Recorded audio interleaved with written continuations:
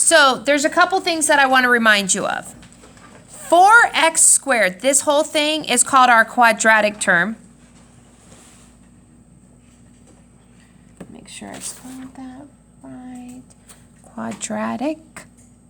Quadratic. I think I spelled quadratic wrong. Okay. 8x is called our linear term. And 7 is called our constant term.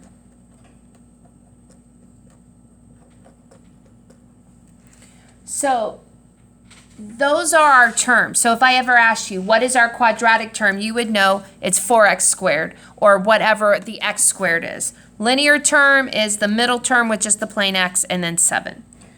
Okay, so the first thing in this problem it says is to define a, b, and c. So what is a? A is 4 because a is always in the quadratic term and it's always the coefficient of x squared. What is b? Negative 8 is always in front of the regular x. And what is our constant, our c?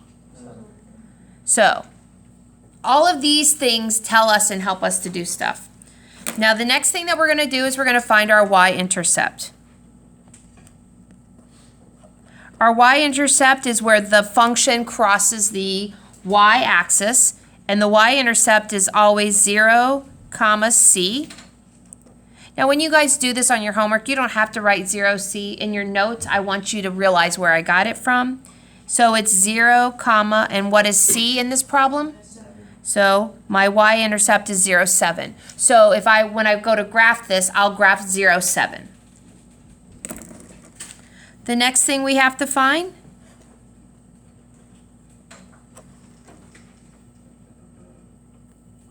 is our axis of symmetry.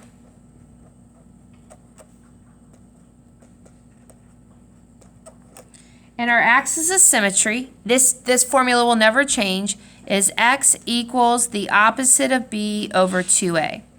Now, again, when you do your homework, you don't have to write the formula, but in your notes, I always want to make sure, because you probably follow an example when you do your homework. X equals the opposite, and what is b?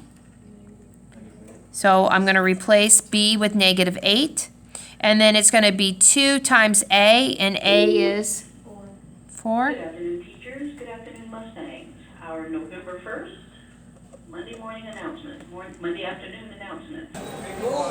Okay, so the axis of symmetry, opposite of negative 8 would be 8, and I replace a with 4. So 2 times 4 is 8.